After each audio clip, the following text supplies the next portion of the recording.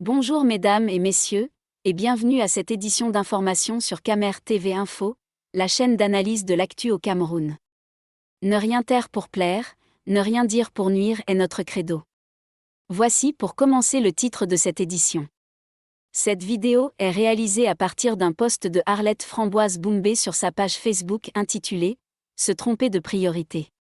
Mais avant de détailler l'intégralité de son contenu, veuillez prendre 3 secondes pour vous abonner à nos pages Facebook camertv.info ou sur YouTube Camer TV Info. Un like pour une souscription à nos médias pour ne rater aucune de nos futures publications est fortement conseillé. Voici la teneur du post dans son intégralité. Se tromper de priorité. Un art plutôt bien maîtrisé au Cameroun. Voilà le marché de Sangmelima qui aurait coûté des milliards de nos francs. Non seulement il ressemble à un élevage de poules pondeuses, pire, il ne semble pas correspondre à un besoin réel, puisque les populations de la ville ne semblent pas attirées par cet espace commercial presque à l'abandon aujourd'hui. D'où cette question: la construction de ce marché était-elle une priorité dans une ville où le chômage frappe aussi durement la jeunesse? Et si à la place de ce marché on avait construit plutôt une usine de transformation du cacao par exemple? Imaginez la joie que cela aurait pu procurer à tous ces jeunes chômeurs de Sangmelima qui avaient incendié et cassé des boutiques appartenant aux halogènes pour voler des biscuits Parlger, des bouteilles de jus et d'huile de cuisine à cause de la pauvreté. Imaginez les merveilleuses solutions qu'une telle usine aurait apportées au chômage qui touche la jeunesse de Sangmelima. Sans compter son impact sur l'économie.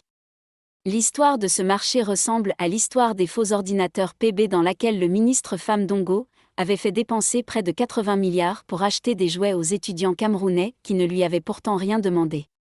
Alors que cette somme aurait pu suffire pour créer une usine de fabrication ou de montage d'ordinateurs au Cameroun. Imaginez l'impact à long terme d'une telle usine sur l'économie camerounaise. Imaginez l'avantage que plusieurs générations d'étudiants auraient pu avoir de pouvoir se procurer des ordinateurs à bas prix, car fabriqués localement. Le Cameroun se meurt aujourd'hui à cause de l'incompétence de ses dirigeants qui manquent manifestement de vision. Et ça, on le dira autant de fois que cela sera nécessaire. Car il s'agit d'un fait.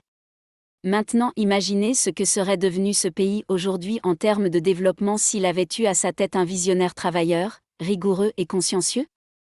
Imaginez tout ce qu'on aurait pu faire pour le bien-être des populations avec tous ces milliards détournés derrière de faux projets par des pontes du régime. Proposition de solution. Avant toute chose, il faut chasser Biya et son régime d'incompétents. Il n'y a pas de solution pour le Cameroun aujourd'hui avec ce régime. Le vase cassé n'aidera plus à recueillir de l'eau même si la rivière est nouvelle. Il faut remplacer le vase cassé qui a fait son temps et qui ne peut plus rien apporter au village. Proverbe malinqué. Si vous vous trompez de priorité une fois, cela peut être de la faute des autres. Mais si vous vous trompez de priorité tous les temps pendant 38 ans, c'est forcément de votre faute. Veuillez prendre 3 secondes pour liker la vidéo et la partager. N'oubliez pas de vous abonner à la chaîne YouTube Camer TV Info. À bientôt pour de nouvelles publications. End Anglophone genocide. End Baye. Save our people. Save Cameroonians. End No So War. Stop Baye crimes.